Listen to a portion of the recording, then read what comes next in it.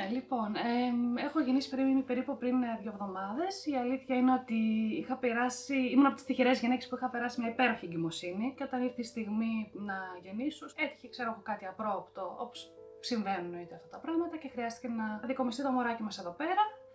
Οπότε ξεκίνησε μια νέα περίοδος, να το πω έτσι, αρκετά καινούρια για μας και απρόοπτο να το πω, γιατί δεν περιμένεις όταν γεννήσεις να μην πάρεις το μωράκι στο σπίτι. Και προς το παρόν η εμπειρία μας εδώ πέρα είναι πάρα πολύ καλή και από τα μέτρα που παίρνονται εδώ πέρα στην μονάδα και τη δυνατότητα να βλέπεις το μωράκι σου εννοείται σε καθημερινή βάση, το οποίο να πω έτσι, όχι απαλύνει τον πόνο των γονιών, αλλά τους διευκολύνει στην ουσία να έχουν μια αρκετά στενή επαφή με το μωράκι τους ενώ δεν το έχουν σπίτι.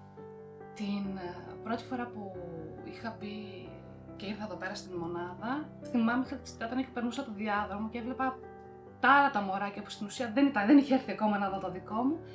Δεν ξέρω, βγήκε το ένστικτο και στην ουσία άρχισε να διακρίνεις χωρίς να το θέλεις. Τώρα μιλάμε για τα ξένα τα μωράκια που δεν είναι καν δικό σου. Οπότε, αν ήρθε η στιγμή να φτάσω στη θερμοκοιτίδα του δικού μου μωρού, μια ανακούφιση θα το έλεγα, μια τεράστια ανακούφιση μου είχε βγει εκείνη τη στιγμή. Και το ότι ήξερα ότι ήταν κάπου καλά, ήξερα σίγουρα ότι ήταν σε καλά χέρια. Απλά εντάξει, δεν είναι και ότι στην ουσία ευχάριστο να βλέπεις το μωράκι σου σε οποιαδήποτε κατάσταση αν βρίσκεται και ειδικά σε ένα νοσοκομείο, μιας και δεν το περιμένεις. Δυσκολίες στο να ξεπεράσουμε. Δυσκολία είναι να έρχεσαι και να φεύγεις και να μην βλέπεις το μωράκι με το παίρνεις σπίτι. Αυτή είναι η δυσκολία για εμάς τους γονείς. Συμπαράσταση σε όλη αυτή την κατάσταση υπήρξε εννοείται από το προσωπικό του νοσοκομείου, δηλαδή σε ενημερώνουν για τα πάντα, οποιασδήποτε ερωτήσεις και να έχεις έρχονται σου τη λύνουν. Θεωρώ ότι δεν έχω κανένα παράπονο ό,τι αφορά από το προσωπικό. Ξέρει πάρα πολύ καλή τη δουλειά του, μπορείς να το παρακολουθείς και ώρες την ώρα που είσαι στην μονάδα και βλέπεις το πώς εργάζονται όλοι οι υπάλληλοι. Οπότε από αυτό δεν έχω κανένα παράπονο. Μας δίνει τη δυνατότητα να συμμετέχουμε στη φροντίδα του μωρού εδώ πέρα στην μονάδα.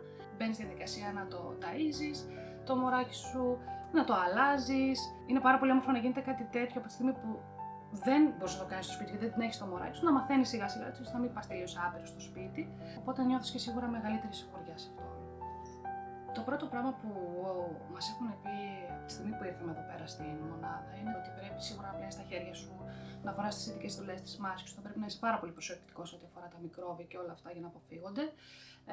Σίγουρα μας το τονίζουν κάθε φορά με το που μπαίνουμε μέσα, ό,τι αφορά για τα ρούχα, για το ότι τα αντικείμενα που θα φέρεις, που δεν πρέπει να φέρεις καθόλου, να μην τα κουμπάς και τονίζεται συνέχεια και συνεχώς σε κάθε επίσκεψη και από το προσωπικό του νοσοκομείου αυτό. Μιας και δεν γνωρίζετε πολυθεκτικά μικρόβια, εννοείται θα ήθελα να με ενημερώσει το προσωπικό. Φόβο δεν με προκαλεί ενημέρωση. Για εμένα, όσο δύσκολο μπορεί να είναι για τον κάθε γονέα, ότι η ενημέρωση, συγκεκριμένα η ενημέρωση για την κατάσταση του παιδιού σου, ότι είναι τόσο όσο πρέπει. Η αλήθεια είναι ότι η πρώτη φορά που είχα εδώ πέρα, τις πρώτες μέρες που είχα έρθει εδώ πέρα, μας έχουν ενημερώσει κατευθείαν για το Kangaroo Care. Το συναίσθημα που είχα βιώσει την πρώτη φορά όταν το πήρα, η αλήθεια είναι ότι δεν ξέρω, δεν μπορώ να το περιγράψω το πώς μπορεί να αισθανθεί ένας άνθρωπος, ειδικά μετά από μια τέτοια δοκιμασία.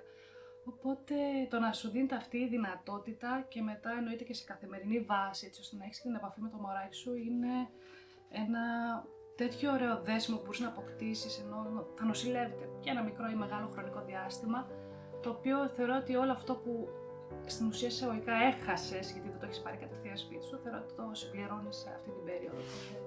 Είναι πραγματικά υπέροχο να συμβαίνουν κάτι τέτοια πράγματα.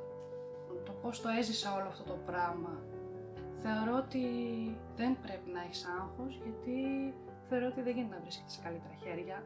Οπότε υπομονή θα μπορούσα να πω, δηλαδή σίγουρα να υπάρχει υπομονή από τους γονείς και με το καλό όταν είναι να βγει το μωράκι θα σου το δώσουν εννοείται όταν κρίνουν και αυτοί απαραίτητο. Για την πρόληψη τώρα των λοιμόξεων θα συμβούλευα σε γονείς να πλένουμε τα χέρια μας, να φοράμε τις μάσκες μας. Ξέρω πολλές φορές όλα αυτά είναι χρονοβόρα, είναι αγχωτικά, απλά πρέπει να ακούμε τις οδηγίες οι οποίες μας δίνονται έτσι ώστε να υπάρχει και ομαλή λειτουργία σε όλα τα υπόλοιπα.